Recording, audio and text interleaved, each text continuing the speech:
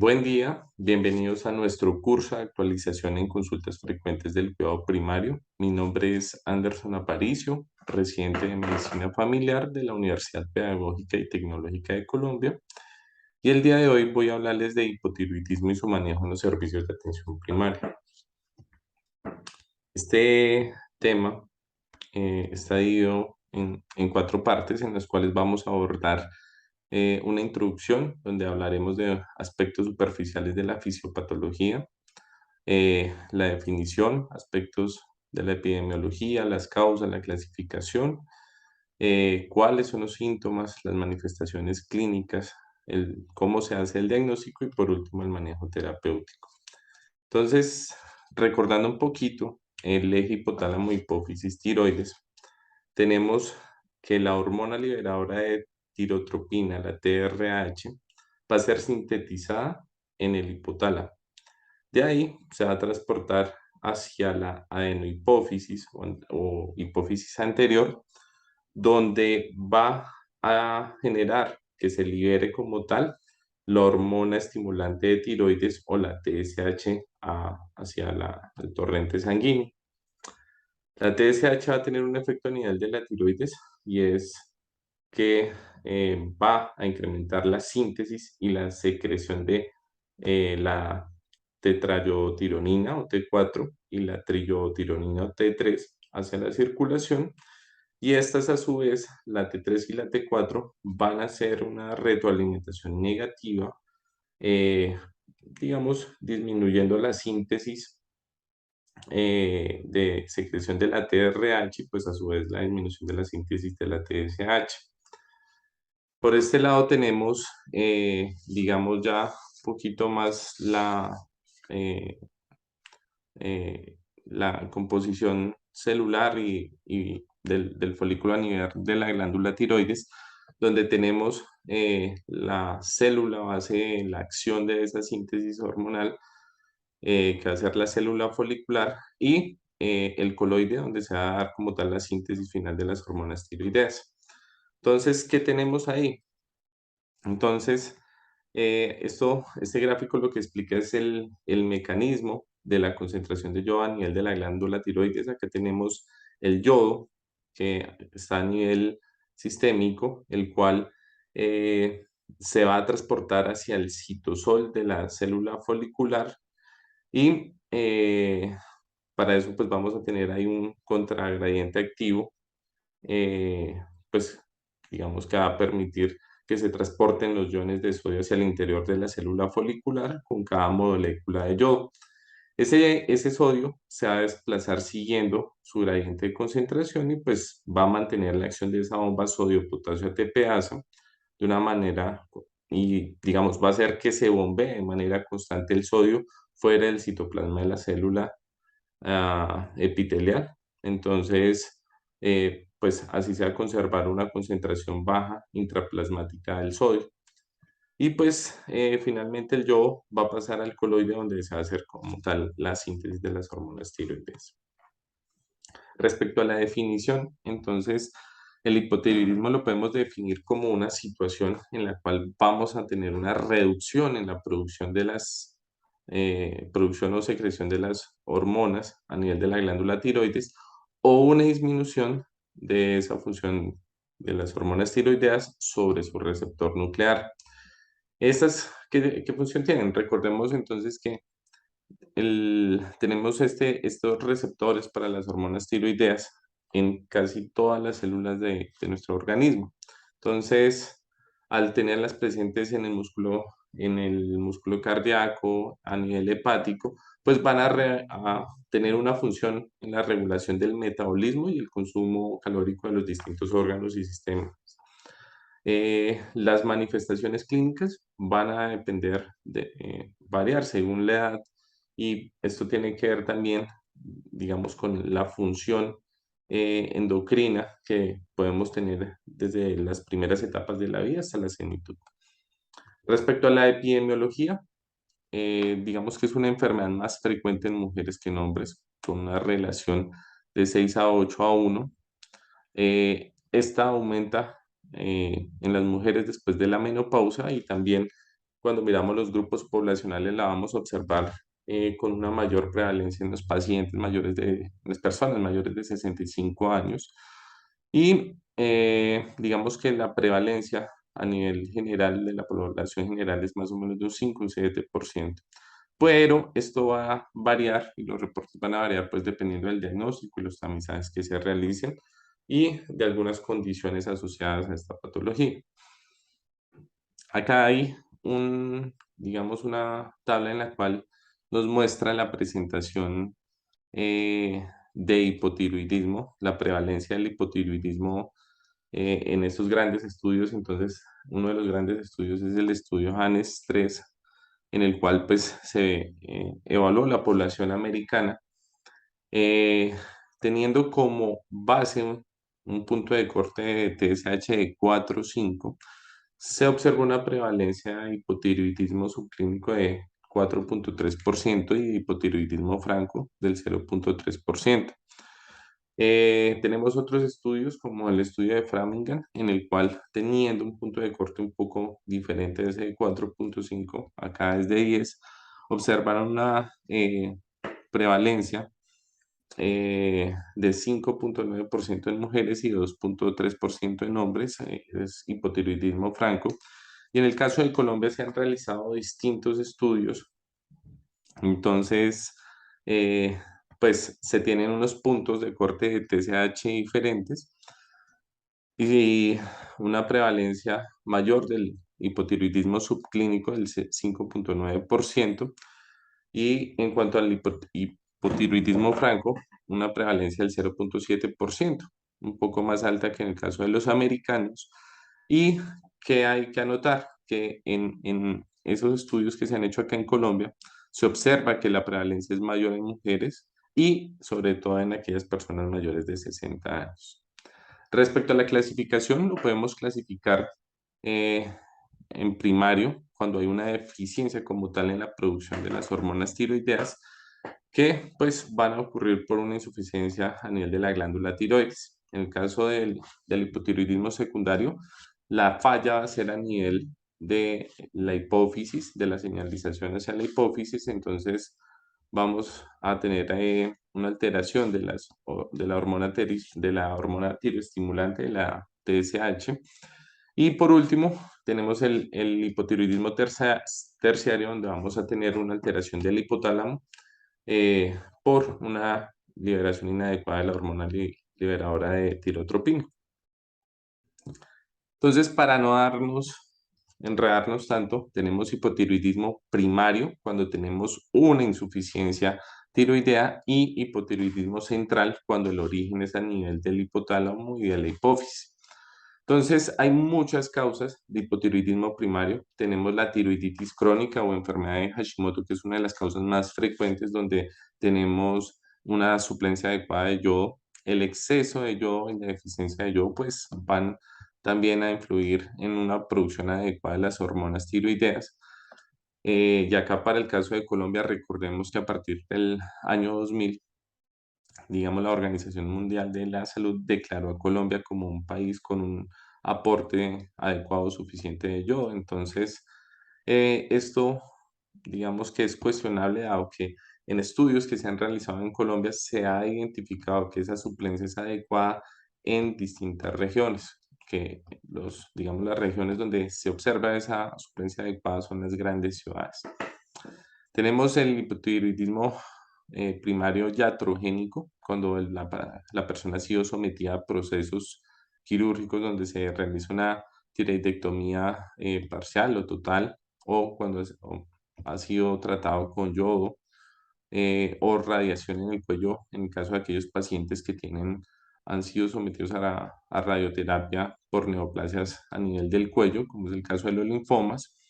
El uso de algunos fármacos, y ahí están algunos psicofármacos que ya vamos a ver más adelante. Enfermedades infiltrativas, enfermedades autoinmunes, enfermedades de ese espectro de la reumatología. Y vamos a tener también hipotiroidismos transitorios, en los cuales pues se puede presentar digamos, una tiroiditis silente, en los casos de un posparto o cuando la persona ha sido sometida a algunos agentes químicos.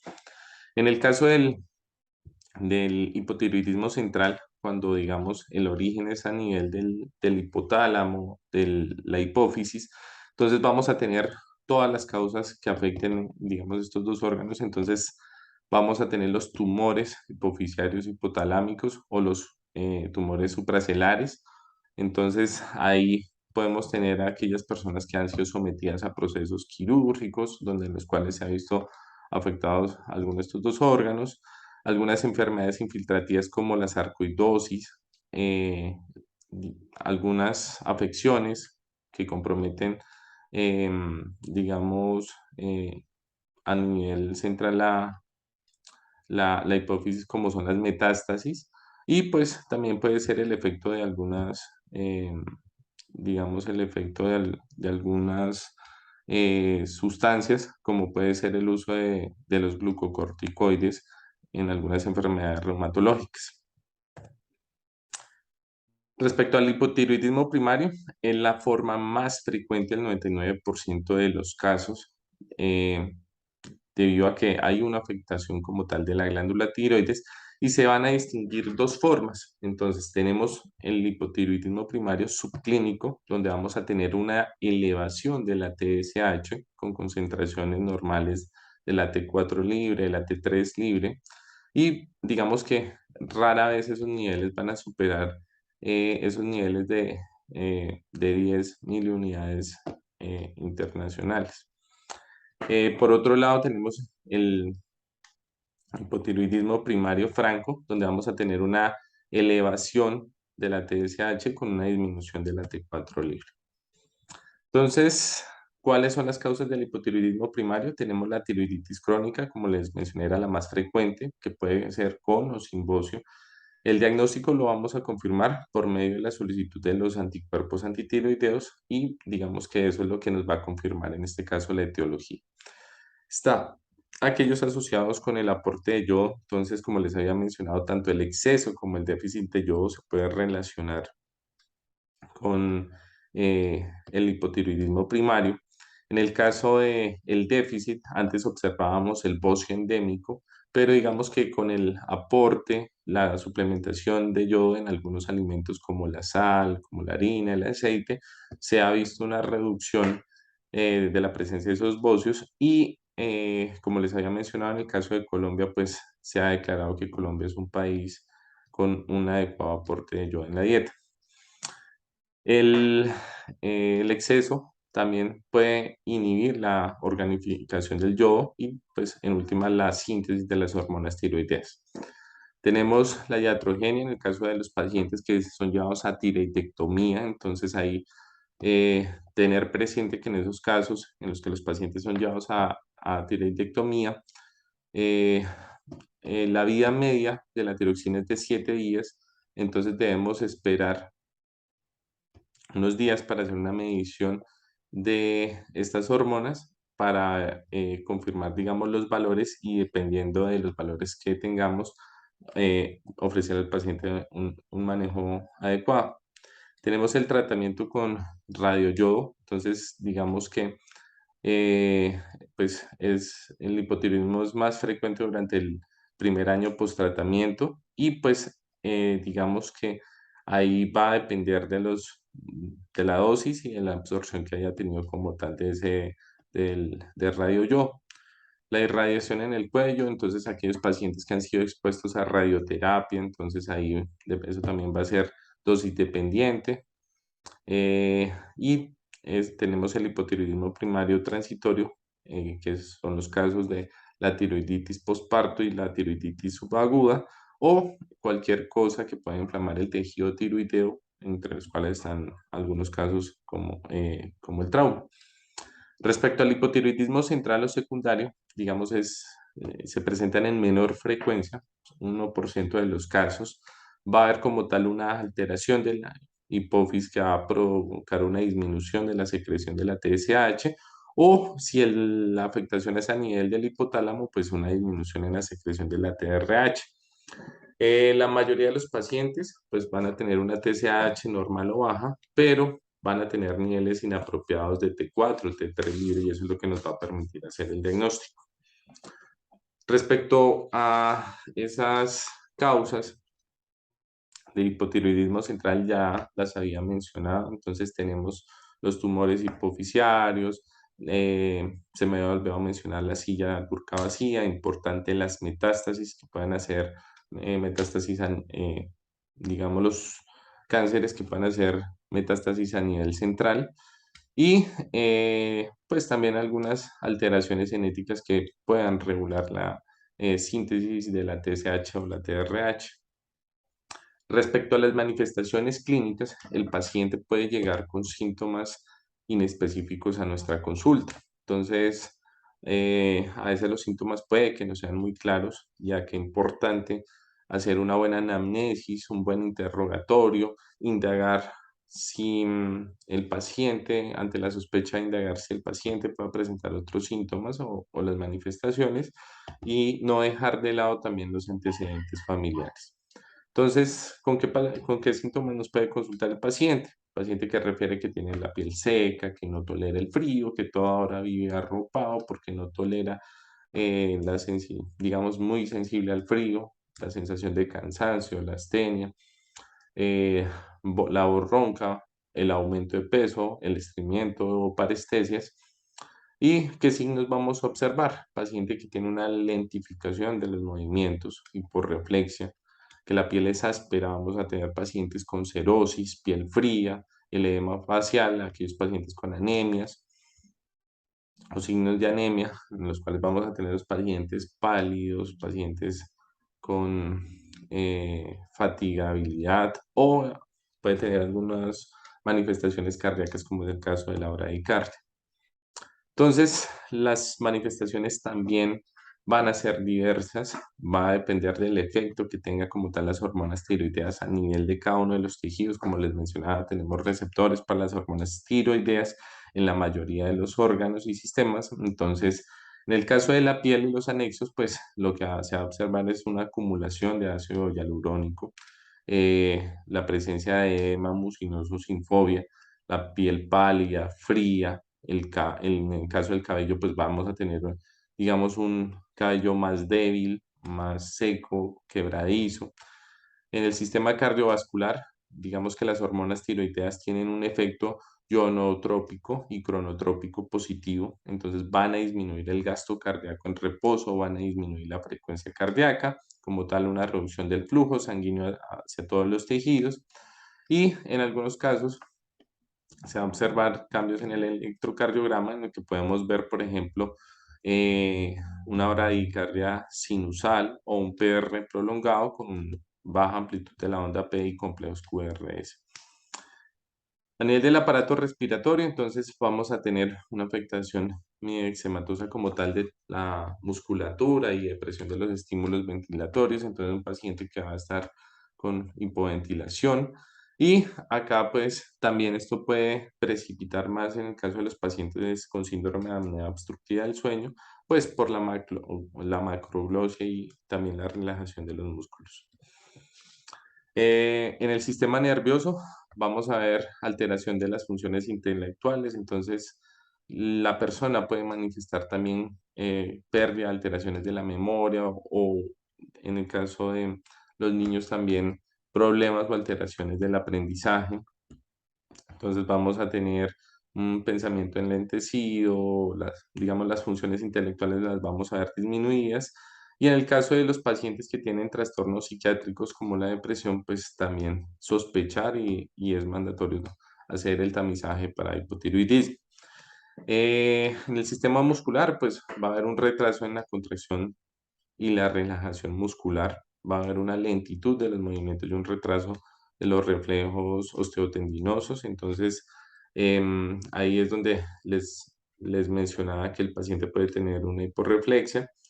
Y en el caso del sistema musculoesquelético, recordemos que, digamos, las hormonas tiroideas también están involucradas con la formación de esos centros epifisiarios. Entonces, lo que se va a observar en esos pacientes, y sobre todo en los niños y los adolescentes en esa etapa de crecimiento, va a ser un retraso en el desarrollo anormal de los centros epifisiarios y de la osificación.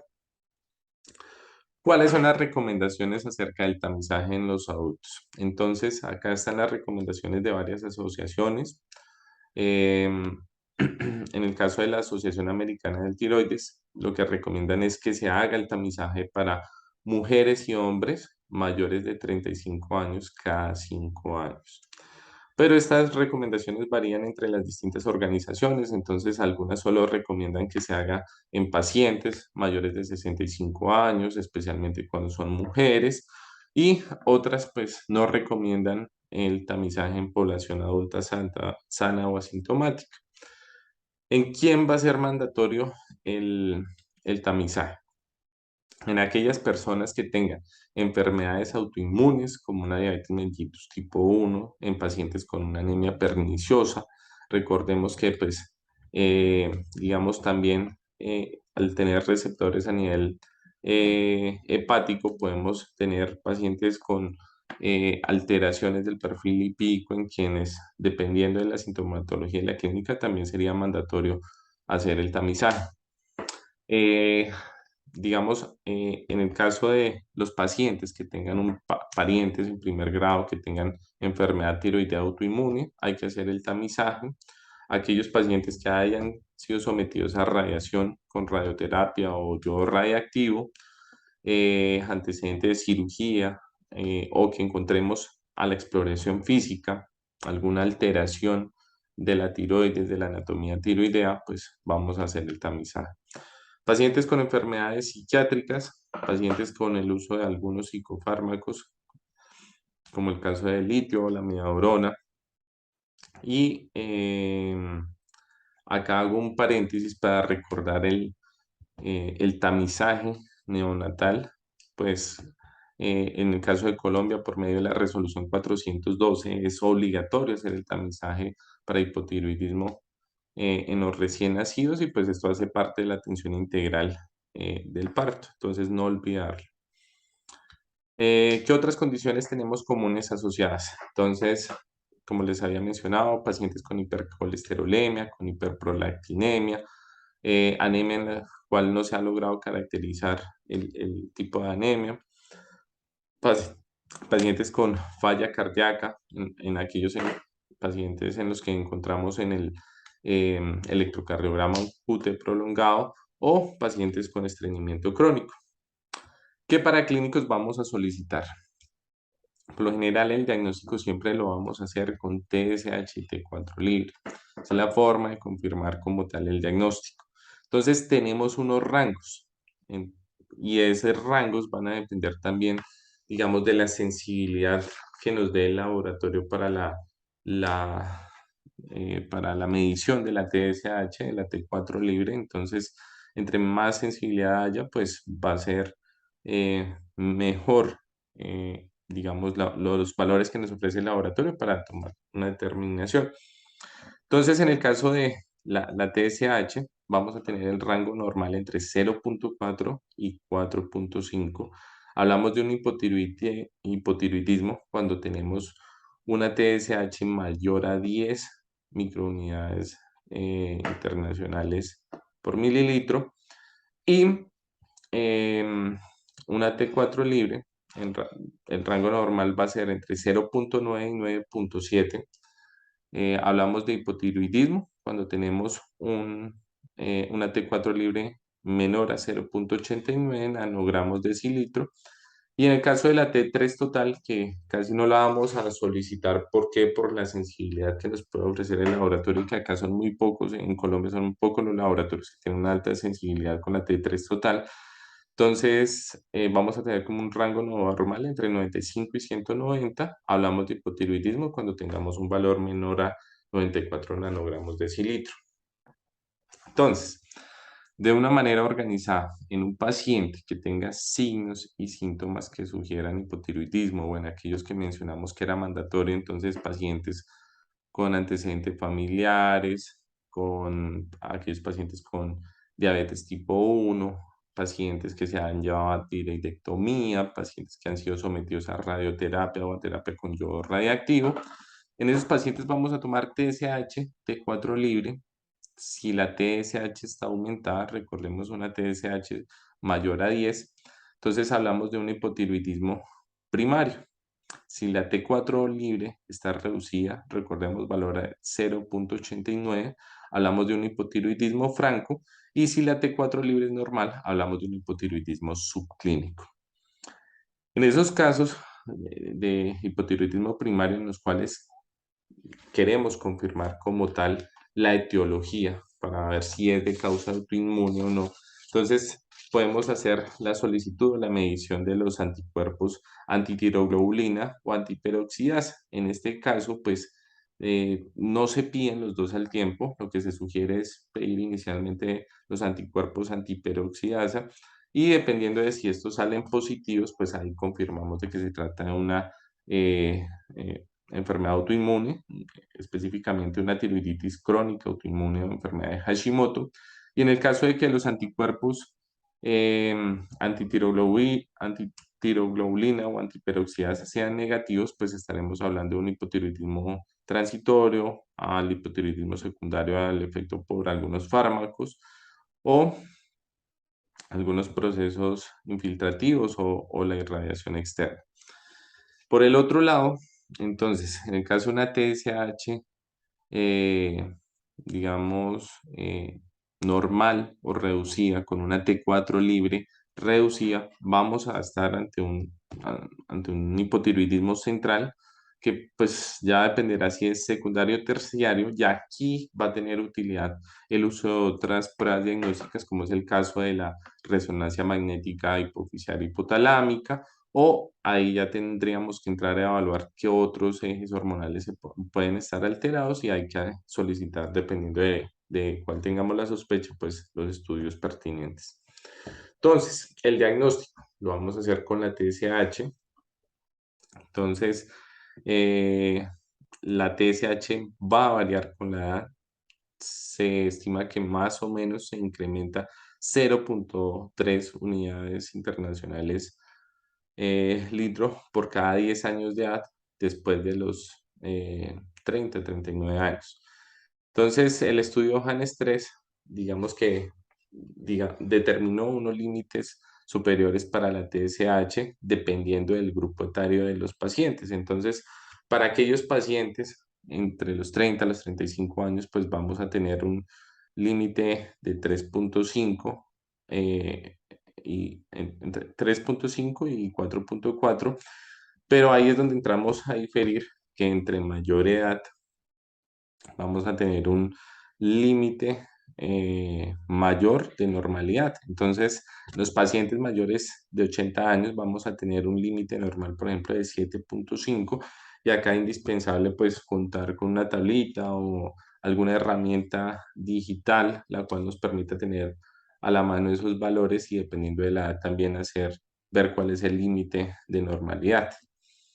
La ATA pues recomienda o sugiere como límite en normalidad para la TSH un valor entre 0.45 y 4.12 en aquellas áreas donde hay un aporte adecuado de yodo. Entonces, ¿cómo vamos a hacer la clasificación diagnóstica?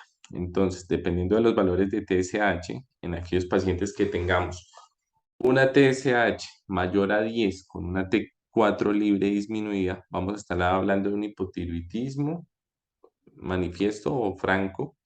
En aquellos pacientes que tengan una TSH mayor a 10 con una disminución de la T4 libre o de la T3 libre, estaríamos hablando de un hipotiroidismo severo. En el caso de los pacientes con una TSH que esté en ese rango entre 4.5 y 9.9, una TSH inferior a 10 con una T4 normal, estamos hablando de un hipotiroidismo subclínico. Y lo mismo que está en el flujograma, pacientes con TSH baja y valores inapropiados de T4 libre, entonces estaremos hablando de un hipotiroidismo central. En los adultos mayores, pacientes mayores de 60 años, digamos que hay unos valores, eh, digamos, que debemos tener en cuenta a la hora de hacer el diagnóstico. Entonces, en aquellos pacientes mayores de 70 años vamos a hablar de un hipotiroidismo subclínico cuando tienen una TSH mayor a 7 y una T4 normal. Cuando vamos a tener un hipotiroidismo franco, una TSH mayor a 10 con una T4 libre disminuida, y pues ahí era donde les mencionaba la importancia de tener, digamos, los valores de referencia dependiendo de la edad. En cuanto al manejo terapéutico, entonces tenemos un gran objetivo que es nivelar esos niveles de TSH, revertir como tal las manifestaciones clínicas, porque el paciente nos consulta por una sintomatología. Entonces, lo que vamos a querer es que una vez se ofrezca la suplencia, pues se tenga también una reversión de esa sintomatología. También queremos evitar el sobretratamiento, sobre todo en los adultos mayores. Y digamos que acá hay que ser enfáticos y explicar desde ese primer momento en que se confirma el diagnóstico con el paciente, de que entienda de que el hipotiroidismo es una enfermedad que precisa tratamiento para el resto de la vida. Entonces, ¿qué se va a hacer? ¿Y a quiénes vamos a iniciar el manejo? Vamos a iniciar el tratamiento sustitutivo a aquellas personas que tengan una TSH por encima de 10 y vamos a considerar el tratamiento en aquellos pacientes que tengan, digamos, una edad avanzada en los cuales pues debemos tener las tablas, los valores específicos para hacer, digamos, la confirmación del diagnóstico. Em, en aquellas pacientes o en aquellos pacientes que, digamos, tengan unos valores em, mayores a 10, es mandatorio el tratamiento cuando esa persona pueda estar en estado de embarazo o desee una gestación, cuando tenga signos y síntomas francos de hipotiroidismo, cuando se confirmen esos anticuerpos antihiperoxidasa positivos, la evidencia como tal de enfermedad aterosclerótica, entonces aquellos pacientes con riesgo cardiovascular alto y que tengan valores elevados de TSH, paciente que hay que iniciar el, la suplencia. ¿Por qué? Por el impacto que puede tener eso también para el riesgo cardiovascular y la mortalidad por enfermedad cardíaca. Y hasta ahí llegamos. Entonces, el tratamiento de elección es la levotiroxina, la T4, que es una prohormona. La vida media es de 7 días, entonces acá la omisión de una de las dosis aislada pues no va a repercutir en los niveles de TSH a nivel sistémico. ¿Y cómo debe ser la toma? Entonces, acá hay que ser enfáticos con el paciente de que se debe ingerir una hora antes, en ayunas, una hora antes de la primera comida, del siguiente medicamento, del tinto, de la aromática, lo que sea que la persona ingiera. Y recordar que pues siempre se debe tomar con agua. El medicamento se debe tomar con agua. Recordar que hay algunos alimentos como el café, los alimentos ricos en fibra, la soya y algunos fármacos como el hierro, el calcio y los antiácidos que van a alterar la absorción del medicamento. Entonces, muchas veces nos llega ese paciente que no sabemos por qué, a pesar de que le estamos dando la suplencia hormonal, no logramos los valores de TSH y cuando se indaga al paciente jamás se le ha explicado cómo es la toma adecuada del medicamento. Entonces, recordar esto que es muy importante. Entonces, respecto a las dosis, el manejo terapéutico que recomienda la ATA es que se inicie con una dosis de levotiroxina de 1.6 a 1.8 por kilogramo de peso en pacientes sanos que tengan pues hipotiroidismo franco. Pacientes con hipotiroidismo central, la dosis debe ser una dosis plena, 1.6, y en aquellos pacientes con SEA de tiroides que precisan terapias supresoras, entonces se requiere dosis altas entre 2 y 2.5 microgramos por kilogramo de peso al día. Entonces, pacientes entre los 50 y los 60 años que tengan un hipotiroidismo franco y que no tengan enfermedad coronaria, se recomienda que se inicie con dosis bajas, dosis de 25, 50 microgramos de levotiroxina y que ese incremento vaya siendo progresivo cada 3 a 4 semanas hasta que se alcance un nivel normal de TSH. En los pacientes con cardiopatía, en pacientes ancianos mayores de 70 años, independiente de la severidad del cuadro, se debe comenzar con dosis bajas. Se recomienda una dosis entre 12,5 y 25 microgramos al día y con un incremento también de 12,5 a 25 microgramos día cada 3 a 4 semanas. Entonces, acá el mensaje clave es en aquellos pacientes mayores de 60 años o digamos con enfermedad coronaria o cardiopatía, no vamos a iniciar con esas dosis plenas, no vamos a iniciar el manejo agresivo, sino vamos a iniciar con dosis bajas. Entonces, respecto al manejo terapéutico, entonces, este es un estudio que mostró que en una población eh, con una población de 1.755 pacientes, donde habían más mujeres que hombres, una relación 9 a 1, y donde se hizo el seguimiento de 9 años con una dosis de 1,2 microgramos kilogramo día, se observaba una TSH anormal en el 44% de los pacientes. Entonces, digamos que ahí es donde uno entra a jugar con la adherencia del paciente. Entonces, digamos que en el 31% de los no adherentes se observaban TSHs que estaban por encima de 6,9 y que por lo general esto estaba asociado con la omisión de la toma del medicamento. El manejo terapéutico también va a depender de qué, de la edad del paciente, pues como ya les mencionaba, porque no podemos iniciar con dosis altas o dosis agresivas en el paciente adulto mayor. Y este es un estudio realizado acá en Colombia en el cual se observa que también va a depender del peso corporal y de la etiología específica del hipotiroidismo. Entonces, eh, ¿qué se miró acá? Las dosis para los pacientes, dependiendo si es un adulto joven, un adulto mayor o pacientes que tengan hipotiroidismo central.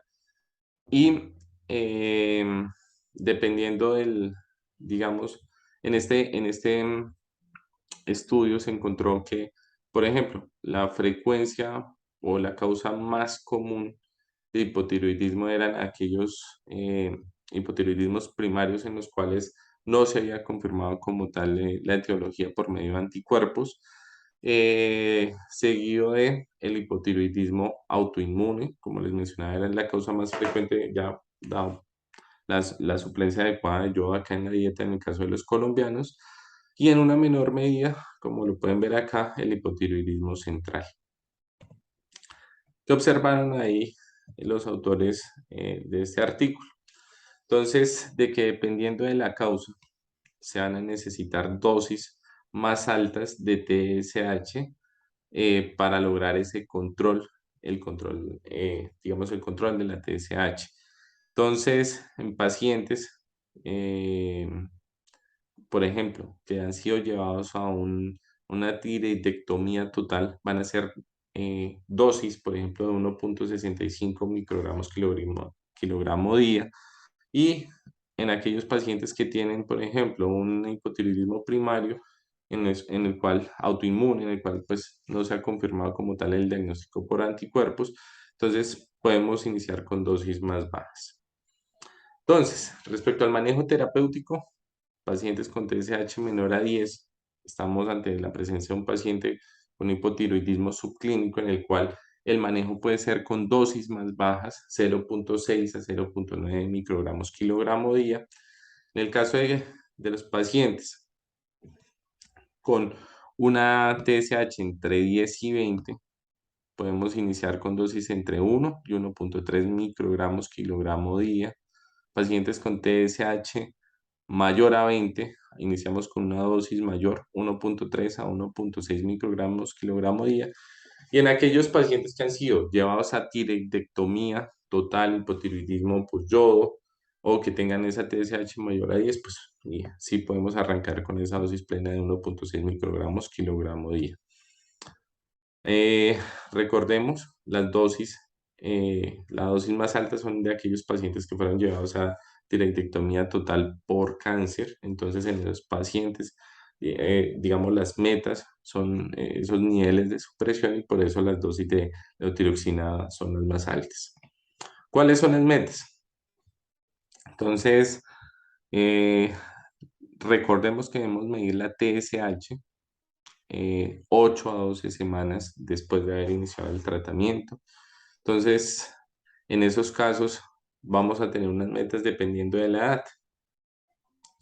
Entonces, para los pacientes jóvenes, la meta que queremos es que esa TSH esté entre 1 y 2.5, en adultos en edad media entre 1.5 y 3, en menores de 60 años entre 4.5.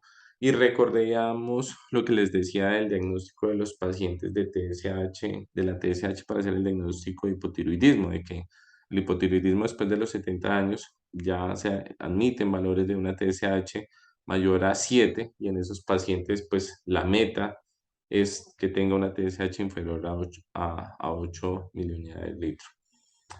En el caso de el hipotiroidismo central, pues digamos, vamos a estar teniendo que ser la medida de la T4 libre y cuando tengamos un límite alto, pues de normalidad, ahí es cuando vamos a saber que estamos en metas terapéuticas. Y en el caso de los pacientes con cáncer de tiroides. Entonces, por el riesgo de recidiva, se quiere que ese paciente tenga unos valores de supresión. Entonces, en el paciente con alto riesgo, los valores deben estar por debajo de 0.1. Y en el caso de los pacientes con un riesgo intermedio, se aceptan valores entre 0.1 y 0.5 miliunidades de litro.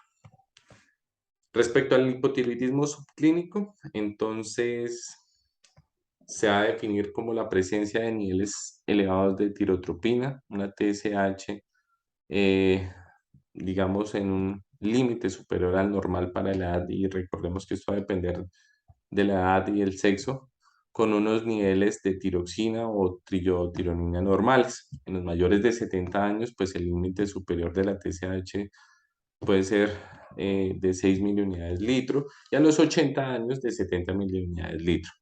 Entonces, la definición no incluye la presencia o no de síntomas. El diagnóstico va a ser mediante la medición de los niveles de TSH, entonces niveles de TSH alterados. Y acá es donde se sugiere pues que se haga una confirmación de esa TSH, que se repita esa TSH entre la semana 8 y 12 para descartar errores de laboratorio o falsos positivos o, digamos, condiciones transitorias que nos puedan estar causando un hipotiroidismo transitorio. Adicionalmente se debe medir la T4 libre, la cual pues debe estar dentro del rango de normalidad para confirmar el diagnóstico. Y acá pues la medición de los anticuerpos antihiperoxidasa pues puede ser útil para evaluar el riesgo de progresión a hipotiroidismo franco o la presencia de una tiroiditis de Hashimoto.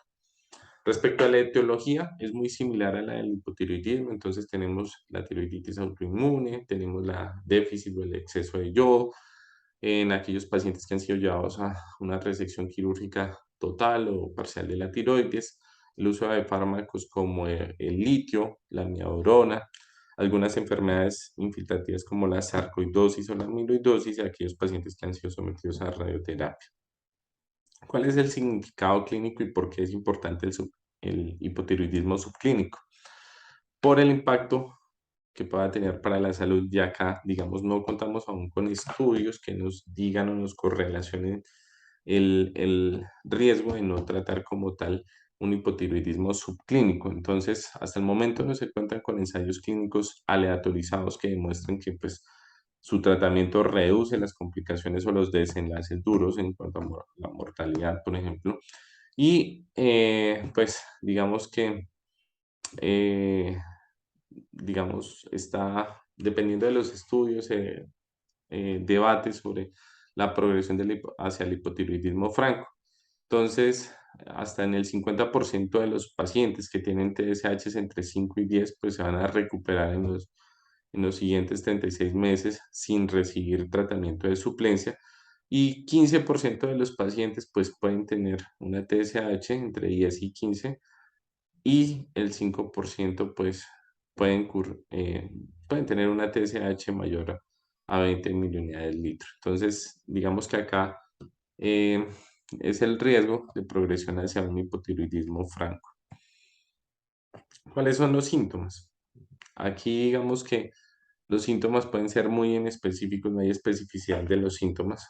Puede haber presencia de síntomas, pero pues digamos que eso va a depender de la variabilidad que tenga la TSH, la duración y pues la edad de presentación.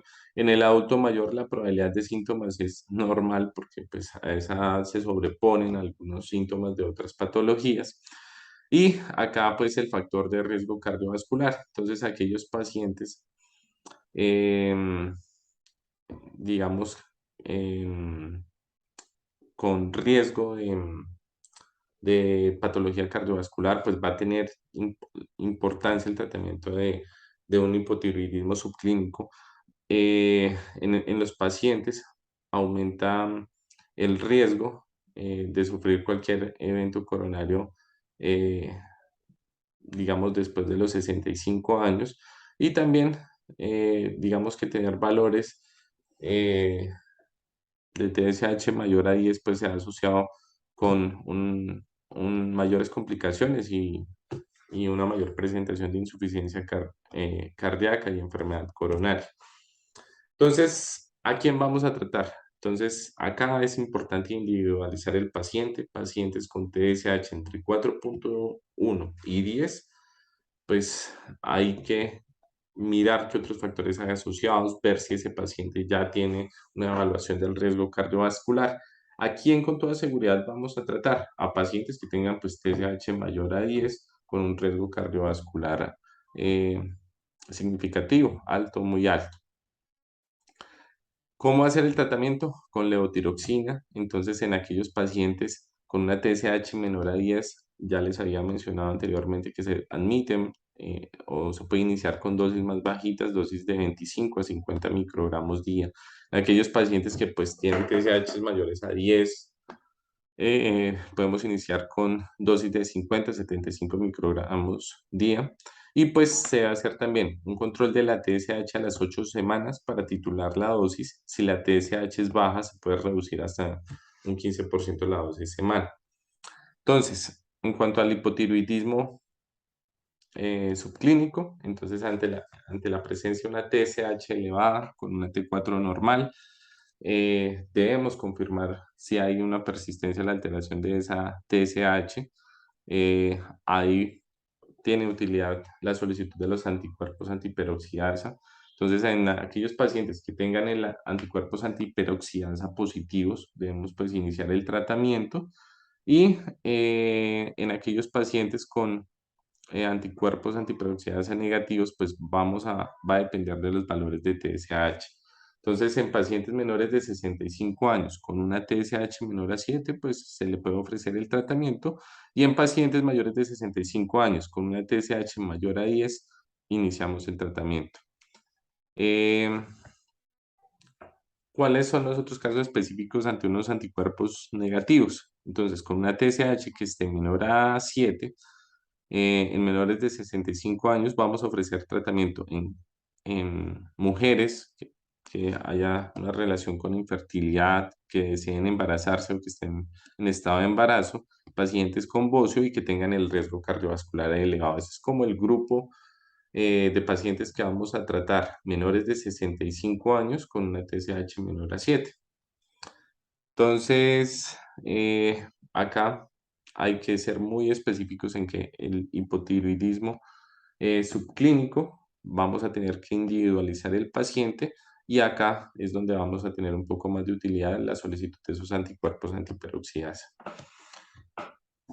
Eh, para recordar la importancia de la educación del paciente. Entonces, vuelvo y retomo lo que había mencionado en la parte del hipotiroidismo franco. El paciente se le debe explicar que la levotiroxina se debe tomar en ayunas, preferiblemente 60 minutos antes del desayuno, cualquier alimento, bebida o cualquier otro medicamento. Recordemos también ahí que están los IEP. Muchas veces el paciente lo que hace es que se toma al mismo tiempo levotiroxina y omeprazol, porque se le sugiere y se le dan las indicaciones de que ambos se deben tomar en ayunas, pero no se le explica que en este caso la prioridad la tiene la levotiroxina, entonces se debe tomar inicialmente la levotiroxina, esperar entre 30 y 60 minutos y ahí sí se puede tomar el omeprazol y esperar el tiempo pertinente para el desayuno. Importante, la levotiroxina es un medicamento fotosensible, entonces ahí explicarle al paciente que por eso vienen esos empaques metalizados, con esa recubierta metalizada por ambos lados, que no hagan, digamos, algunos pacientes tienen el hábito de que todos sus medicamentos lo depositan en pastilleros, entonces que no vayan eh, digamos, a sacar la tableta del blister para depositarlo, porque, digamos, ahí se altera y se puede haber afectado la composición del medicamento. Entonces, sacar directamente la pastilla del blister a la boca y guardar nuevamente el blister en la caja o en un sitio oscuro. Respecto a la dieta, recordemos que dietas ricas en fibra, la ingesta de calcio, hierro, alimentos ricos en hierro, pueden, digamos, eh, afectar la absorción del medicamento.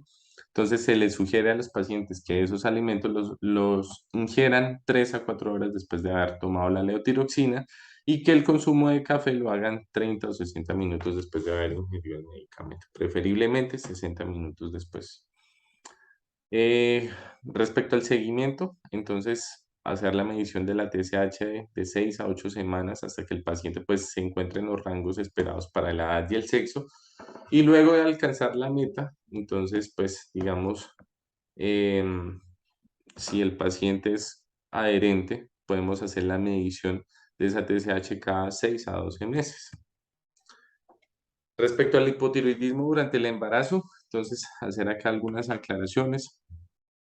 Es cuando tenemos una concentración elevada de TSH, digamos, considerando los rangos específicos por cada trimestre, y pues digamos que ahí vamos a tener limitaciones en cuanto a la medición de la T4 libre. Entonces, lo que vamos a observar es una hipotiroxemia aislada, donde pues una T4 libre reducida por debajo del percentil 2.5 de la normalidad, pues digamos, estamos ante una TSH normal.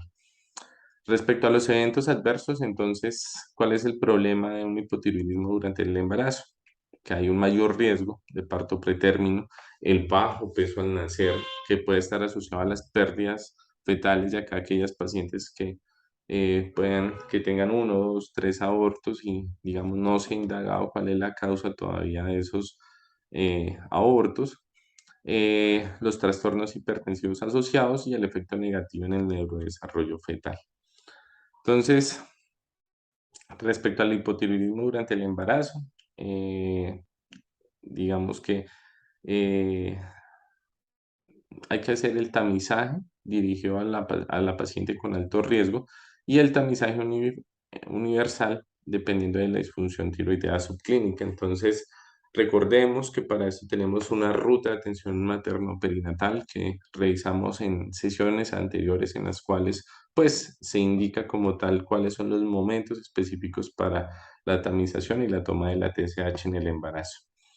Respecto a cuál es la paciente con alto riesgo de disfunción tiroidea, entonces tenemos aquellas pacientes que tienen antecedentes de enfermedad o de cirugía tiroidea previa, que tienen signos o síntomas de la enfermedad tiroidea, presencia de bocio, que ya tenía la presencia de unos anticuerpos antitiroideos positivos, aquellas pacientes mayores de 30 años o antecedentes de alguna enfermedad autoinmune como la diabetes mellitus tipo 1. Hay unas que son un poco más relativas y es el caso de pacientes que tengan antecedentes de pérdidas fetales, abortos, que hayan tenido partos pretérminos o que hayan tenido infertilidad y que pues se hayan sometido a procedimientos o a procesos para quedar en embarazo. Entonces, digamos que eso hace parte de los estudios que se solicitan en el tamizaje desde el primer trimestre. Aquellas pacientes que hayan tenido irradiación previa de la cabeza o del cuello, que tengan enfermedad confirmada tiroidea autoinmune, pacientes con obesidad mórbida, que estén tomando medicamentos como amiodarona o litio, o pacientes que hayan tenido 2 o más embarazos previos. Entonces, pacientes también les vamos a hacer la medición de hormona tiroidea. Respecto al diagnóstico, entonces, durante el primer trimestre, entre las semanas 7 y 12, vamos a tener, ¿qué es lo que vamos a evaluar? Una TSH menor a 0.4 miliunidades litro como límite inferior y el límite superior va a ser de 4, entonces entre 0.4 y 4. Durante el embarazo, toda mujer con una TSH mayor a 2.5 miliunidades litro requiere como tal la medición de anticuerpos antiperoxidasa. ¿Qué vamos a ofrecer de tratamiento? Entonces, levotiroxina, recordar las indicaciones para la ingesta adecuada de la levotiroxina. Em, ¿Y esto por qué? Pues la dependencia que va a tener el feto de la levotiroxina materna exclusiva durante el primer trimestre y por eso, porque la importancia de lograr esos rangos de control durante el primer trimestre.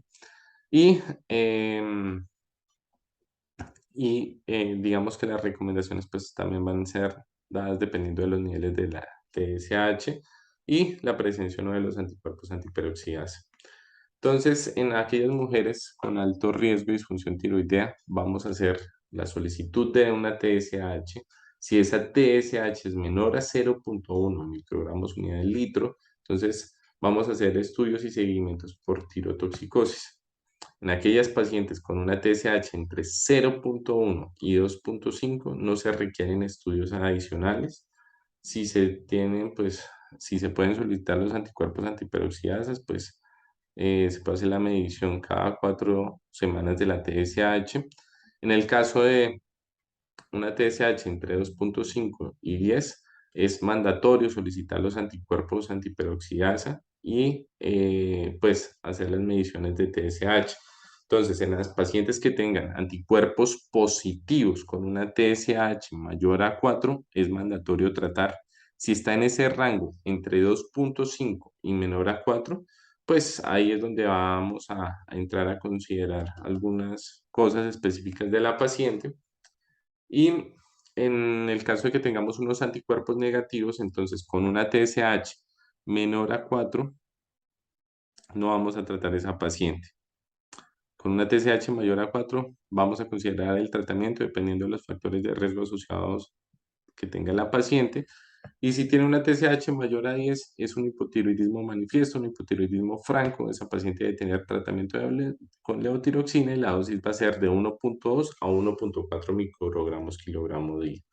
¿Cuáles van a ser las metas de tratamiento? Entonces, en el primer trimestre, la meta es tener una TSH menor a 2.5 microgramos unidades litros. Y en el segundo y tercer trimestre, una TSH menor a 3. ¿Cuál es el seguimiento? Entonces, en el caso de un alto riesgo de hipotiroidismo, se debe, digamos, confirmar mediante la TSH durante el embarazo. Luego se va a hacer un control cada 4 semanas hasta, digamos, hasta la mitad de la gestación y después, por lo menos, una medición entre la semana 26 y 32. Una vez ya la paciente ha tenido el parto, se va a hacer una medición de la TSH 6 semanas después del posparto para ver cómo ha quedado su estado tiroideo y pues evaluar si la paciente tiene un hipotiroidismo eh, primario y ofrecer el tratamiento. Eso es todo. Gracias por su atención. Un feliz día.